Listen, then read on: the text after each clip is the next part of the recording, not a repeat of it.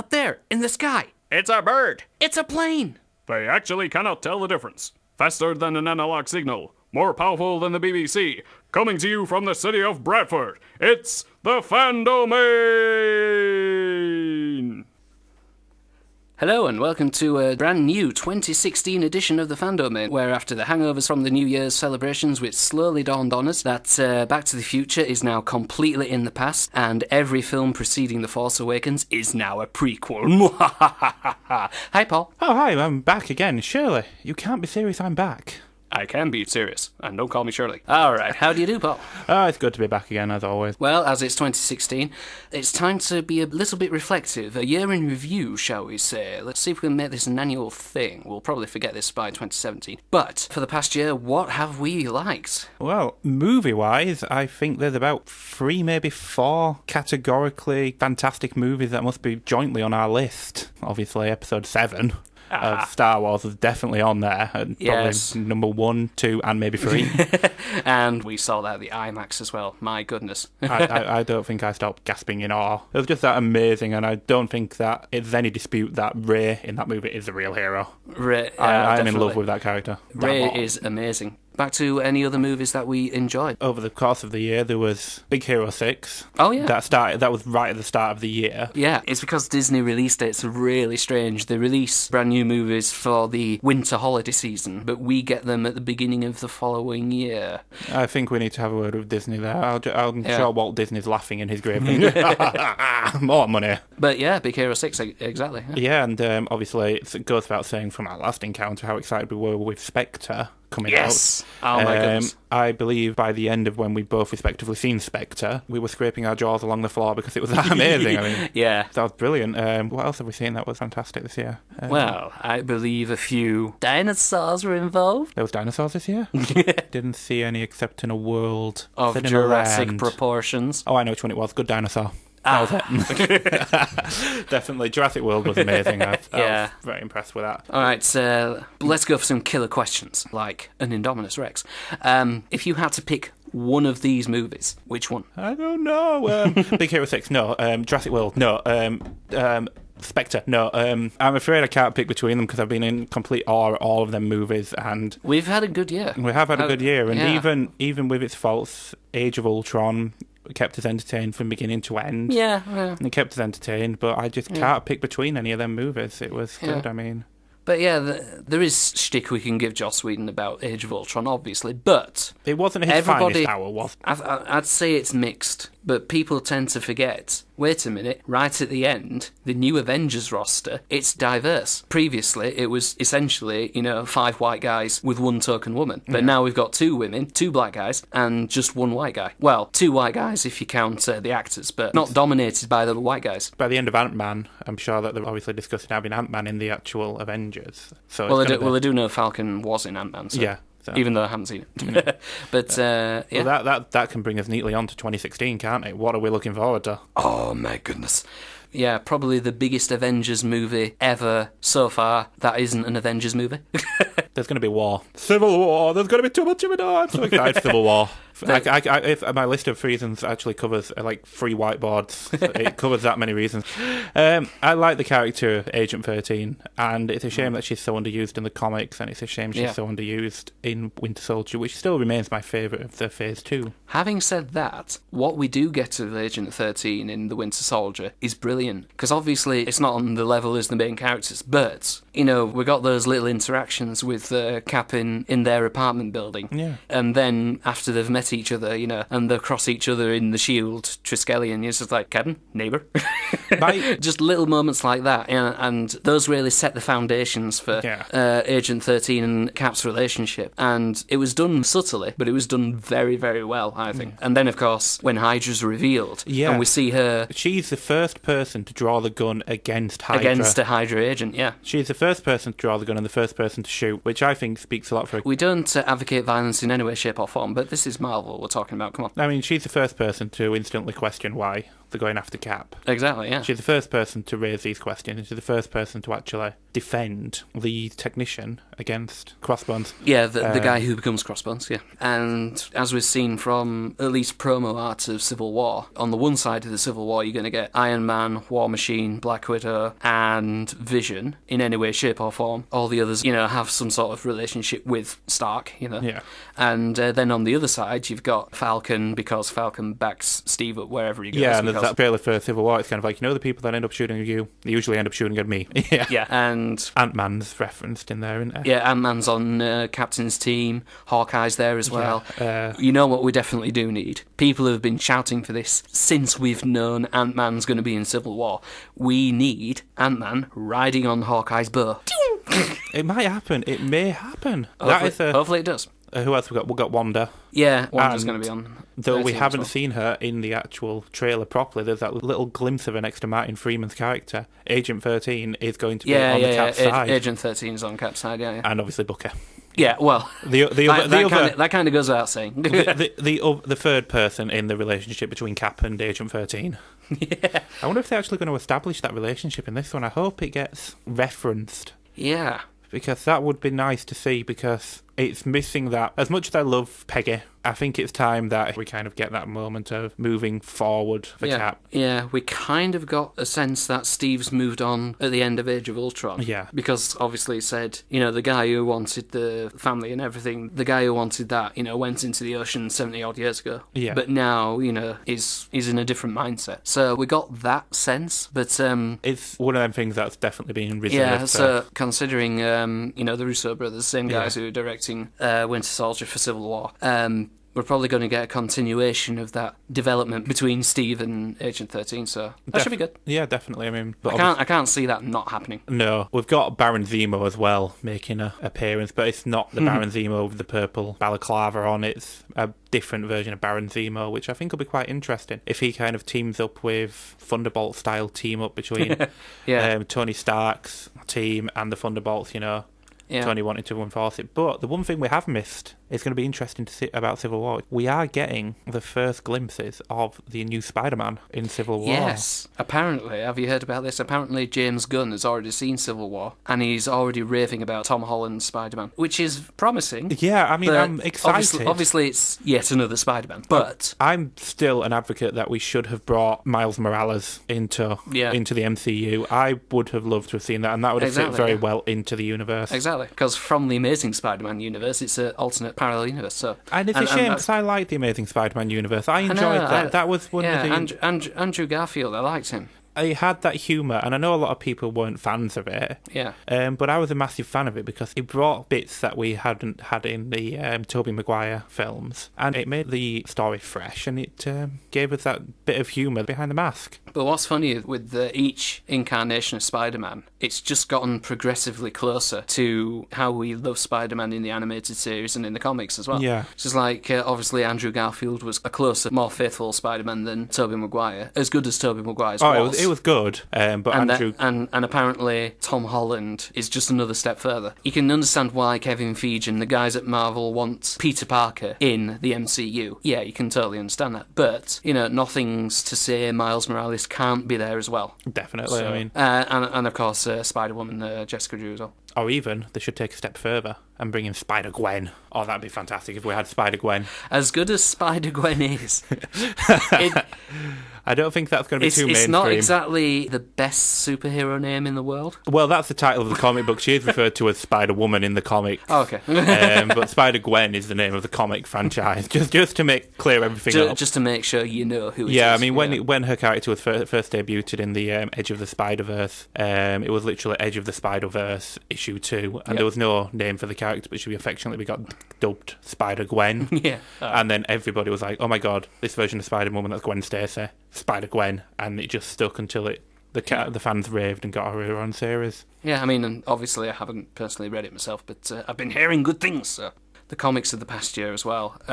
Still have to rave about Captain Marvel and Miss Marvel. And Miss Marvel, Kamala Khan as well. And hopefully both of them will be in the MCU, not just Carol Danvers, but Kamala Khan as well. But the good thing is, Kevin Feige has been questioned about Kamala Khan. He didn't say no. He just said whenever we do something, we usually let a certain time pass between the comics version and the screen version. Yeah. It's like it's been 10 years since Civil War in the comics, so now we're bringing it to the screen. And it was just over 10 years between the Winter Soldier storyline in the comics and... Yeah, and that was about and 2004 to 2000. Yeah, between that and the Winter Soldier movie. So... Well, I suppose we're going to be waiting till the 2020s to see it on screen.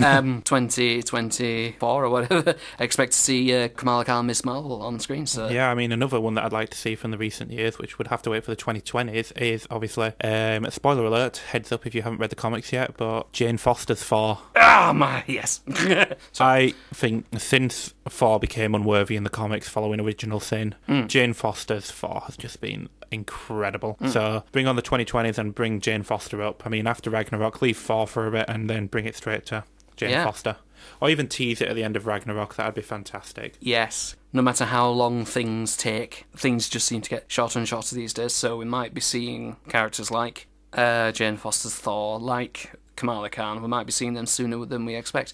Because as far as we know, the current Marvel slate goes up to 2019 or 20... I think there's something penciled in for 2020 for Marvel.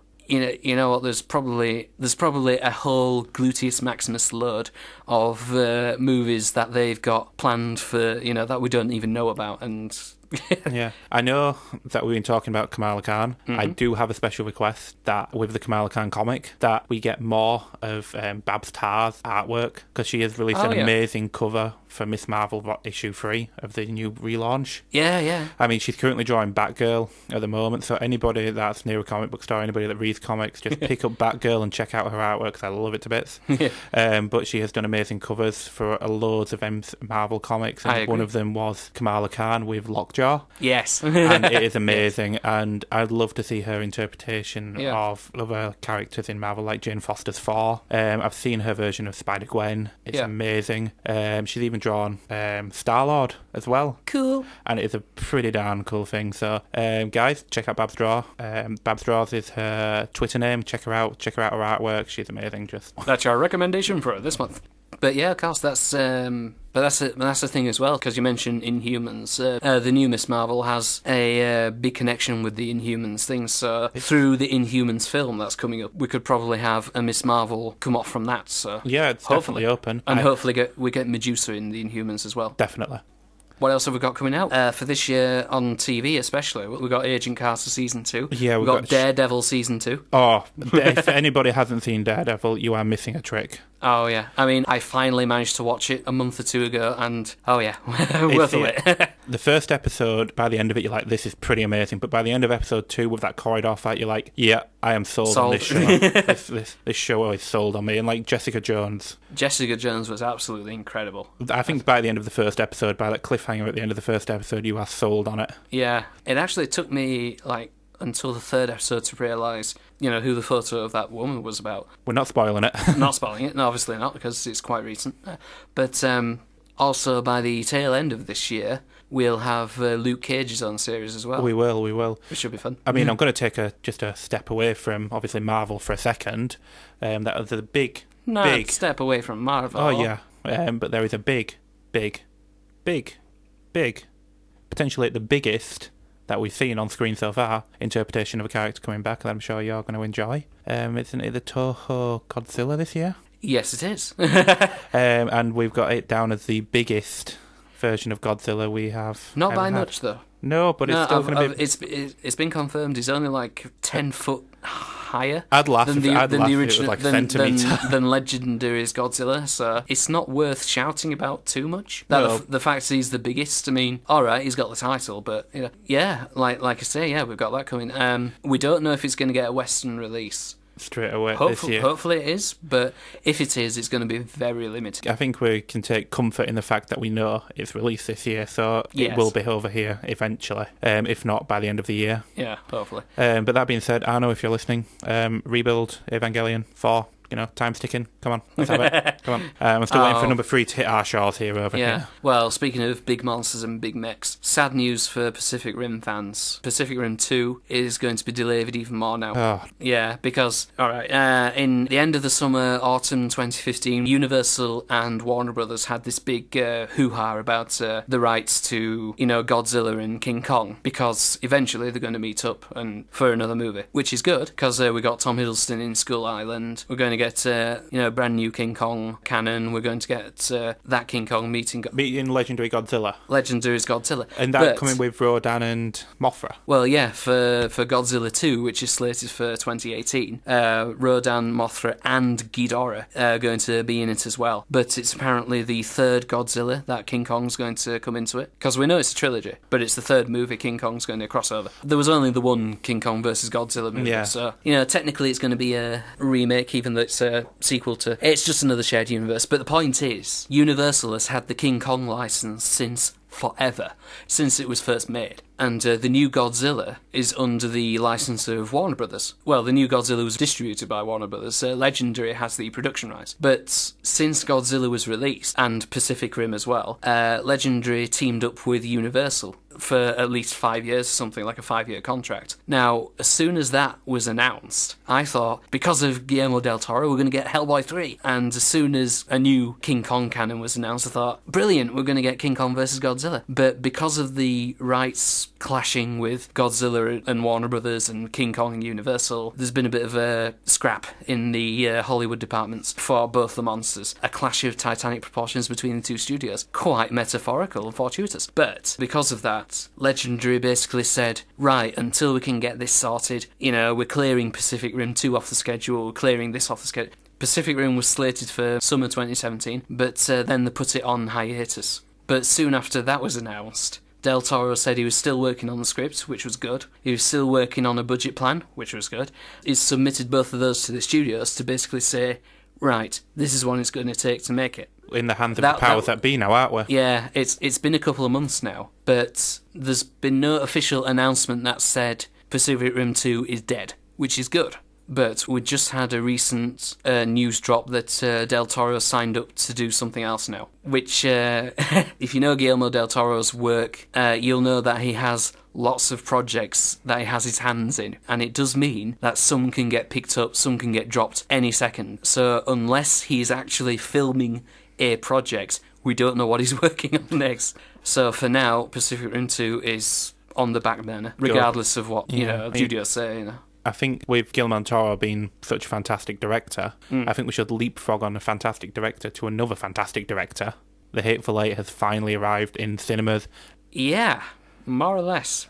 Because except Cineworld. 3 big cinema chains are not showing The Hateful Eight. Cineworld is one of them. Yeah. Another one is Picture House. Well, that's owned by Cineworld, isn't it? Kind of. Yeah, it's a subsidiary. Which means, unfortunately, we can't see it in Bradford.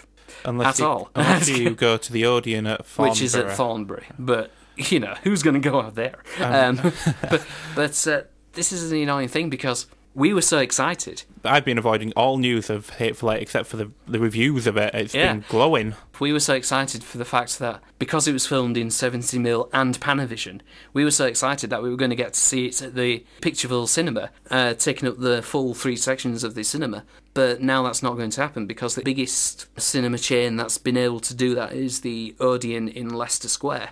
and we're not going to go down there to see it. I think the major problem that Cineworld has is because they threw their dummy out the pram a bit, because they decided to show it at the Odeon at Leicester Square, which has about, 1,500 seats, I think, and the Cineworld one... It's supposed to be the biggest capacity, yeah. Yeah, the Cineworld one had 400 seats. Yeah. So if you're trying to sell a movie, what are you going to go for? The bigger seats or the smaller seats? It's them just spitting the dummy out the pram, and it annoyed me quite a lot.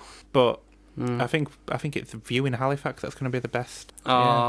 Showcase at Batley, the Everyman in Leeds, isn't there? There's the one in... But there's also the view just outside Leeds as well, Kirkstall Road. So if you're in the area, you want to see Hateful Eight, that's your best chance to see it. So I mean, I'm sure we'll be finding our way. We will find a way to see it. Having said all that, can't wait for it. Definitely not. I mean, you've got Samuel L. Jackson, Kurt Russell. Kurt Russell Kurt Russell, Jennifer Jason Leigh, Michael Madsen. Who else have we got in the Hateful Eight? We got Tim Roth. He's back again. Oh yeah, and surprisingly, I didn't realise, but Channing Tatum's in there somewhere. Yeah. And I haven't seen him on any of the... I'm wondering what character he's going to play. He's a first-time collaborator with Tarantino.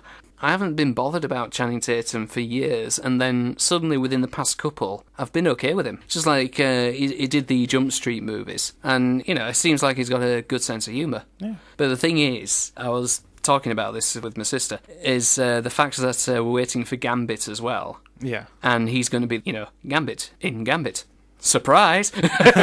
Seriously, it is kind of a surprise because, as I said to my sister, Gambit is, well, at least generally, he's supposed to be Cajun. Yeah. Because that's part of his character. Channing Tatum is white. Like, seriously white. Like, soccer mom, frat boy, do bro white, So, but unless we see Channing Tatum in action, we just don't know, do we? It's like, on the flip side of believable casting, look at who we've got for Elektra in Daredevil Season 2. Yeah. Elodie Young. Now, I've clearly forgot to do any research, but obviously just going by her surname, she's got a Southeast Asian background.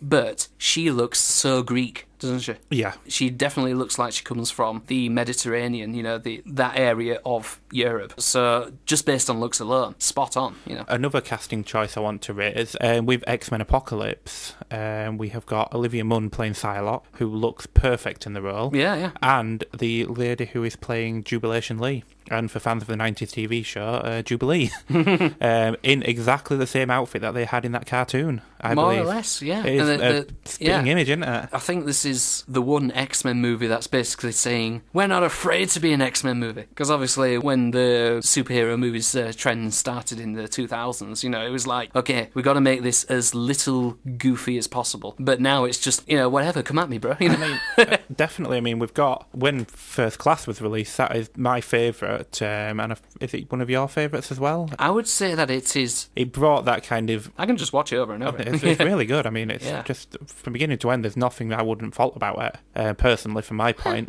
But obviously nothing is without its faults. But, but I can't bring fault to it because I like it that much. Apocalypse looks to have taken what it learned from First Class that they disregarded with Days of Future Past and brought it to the front again, because, the story development between Charles and Eric looks to be brought to the front again. And we've got the characters that are actually we're familiar with returning. Yeah. Younger versions, but it looks like it's going to be focusing on the hatred of mutants as opposed to what Days of Future Past was like. We got to travel back in time. We got to save the world. But another movie that I'm interested to see is Deadpool. I'm actually really looking forward to Deadpool now. They've got it down to a T, by judging by that trailer. Yeah. Because they've got the break in the fourth wall. They've got the humour. We've got the fact that he's aware he's a fictional character as well.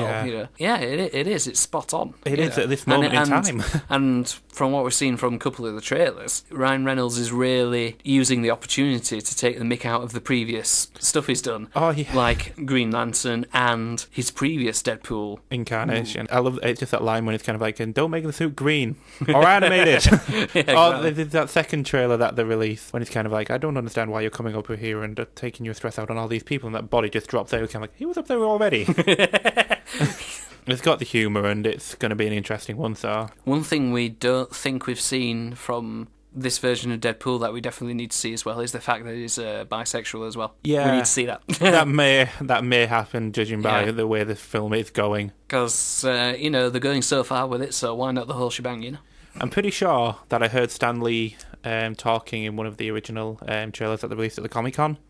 And I think he's working in one of the very, very risque nightclubs, which I think would just be absolutely hilarious to see Stan Lee in a situation like that. That was near enough in Iron Man 3, wasn't it? He was judging that beauty contest. Yeah. All right, we're going to wrap this up with something else that is coming out at the tail end of 2016, something I'm very looking forward to. And since we mentioned Godzilla earlier, who brought back Godzilla? Mr. Gareth Edwards. What's Mr. Gareth Edwards doing next? Star Wars Rogue One. Are we excited for this? Well, there's only one thing that I can say.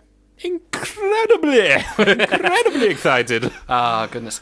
This Star Wars universe is shaping up brilliantly. Oh, yeah. Like we said in the past, despite what Disney have done with the previously established expanded universe, which is now the Legends universe, the freedom that they've got for what they're doing now, it's working to their benefit, and it's giving us fresh stuff as well, which is very good. I mean, it's not constricted by this lore or that lore from novels or whatever, but I think, like I've mentioned before, the best thing about the slate of Star Wars movies that we're getting from Disney is that between the brand new saga installments, we're getting anthology movies that can be set anywhere back along the history of Star Wars and isn't solely focused on Skywalker lineage. And the first installment will be Rogue One. This will be the story of how the Rebels got the plans to the Death Star. So it's set just before A New Hope. What, in the opening minutes of New Hope, isn't it? It's where they're talking about the plans. And yes, that would be brilliant. Yeah.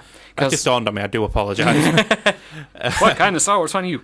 Yeah, because obviously, refresher time, people, because at the beginning of the very, very, very first Star Wars movie, we have Darth Vader chasing down Princess Leia because Princess Leia has the plans to the Death Star. And Star Wars Rogue One tells the story of who stole those Death Star plans and how they gave them to Princess Leia. Aren't they also digitally restoring Peter Cushing? They're digitally restoring Peter Cushing. There is a rumour that they'll be reusing old footage to bring back Peter Cushing. But the thing is, George Lucas actually wanted to do that for Revenge of the Sith. Yeah. He wanted to do that purely so he and Christopher Lee can be in the same movie again. That'd be good. Which would have been quite good. Yeah, that would have been very good. But obviously that didn't come to fruition. Am I the only person that, now that we're getting these anthology movies, just off the record, am I the only one who's thinking, right, this is a good time to actually give the fans of Darth Maul something to revel in? It hasn't been denied.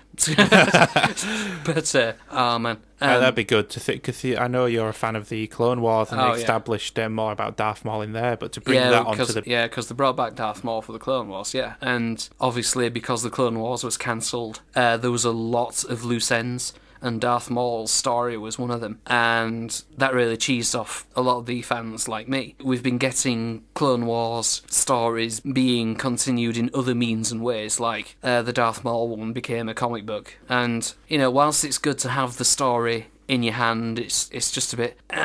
But I'd love to see Ray Park return as Darth Maul, because he so threw himself into that role. Yeah, oh yeah. Literally in every aspect, because he was bouncing around the walls in some of them scenes.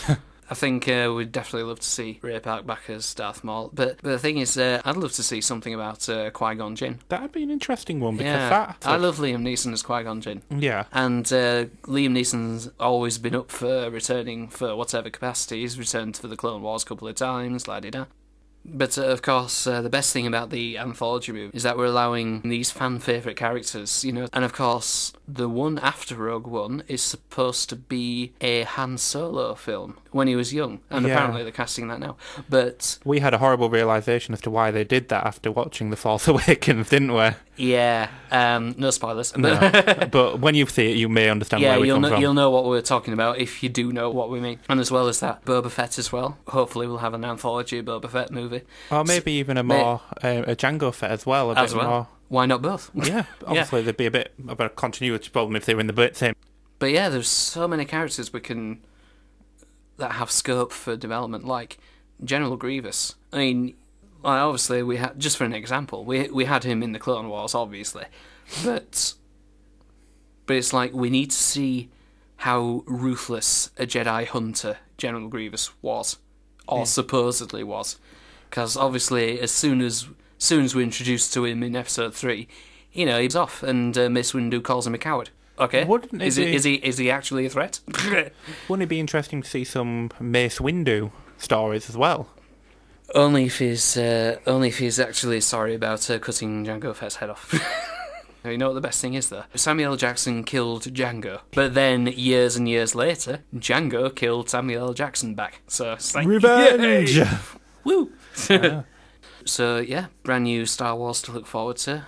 And it's going to be this way for the next 4 years at least. It's like, isn't it going to be Star Wars, main Star Wars anthology, main Star Wars anthology? Yeah, they're basically alternating, which in my opinion isn't bad at all. So definitely a good idea. Keep us entertained, and especially with the end of The Force Awakens, we do need another Star Wars movie ASAP. Yes.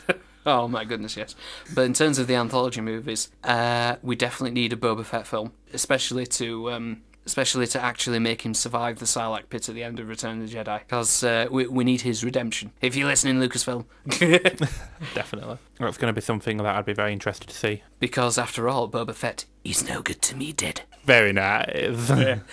Alright, so yeah, lots to have enjoyed about 2015, lots to look forward to in 2016, including the final few episodes of Series 1 of Thunderbirds and what's potentially coming up for Series 2. We'll be joined again by Mr. Paul Coleman for more discussion on Thunderbirds Argo later, but for now, we shall say adieu and goodbye. Adieu and goodbye. We hope you can throw sci-fi at the wall with us too. Next time you tune into Fandomain on BCB Radio 106.6 FM. Tuned into Bradford.